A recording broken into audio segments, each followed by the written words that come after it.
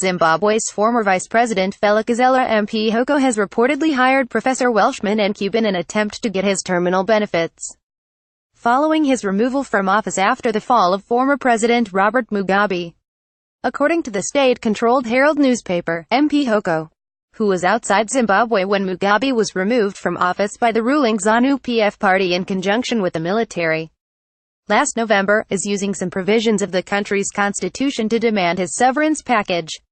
The newspaper quoted Ncube, who is leader of another faction of the Movement for Democratic Change, as saying that he is representing Mphoko on that issue. He did not elaborate. Section 102 of Zimbabwe's constitution stipulates that a person who has ceased to be president or vice president is entitled to receive a pension equivalent to the salary of a sitting president or vice president, as the case may be, and such allowances and other benefits as may be prescribed under an act of parliament. Section 103 adds that the president and vice presidents, and any former president or vice president, must not, directly or indirectly, hold any other public office or be employed by anyone else while they are in office or are receiving a pension from the state as former president or vice president, as the case may be. Legal experts say Mphoko is entitled to a pension, as he held the office of Vice President of Zimbabwe regardless of being removed from office without completing his term of office. The law is silent on completing one's term of office as a precondition for getting a pension.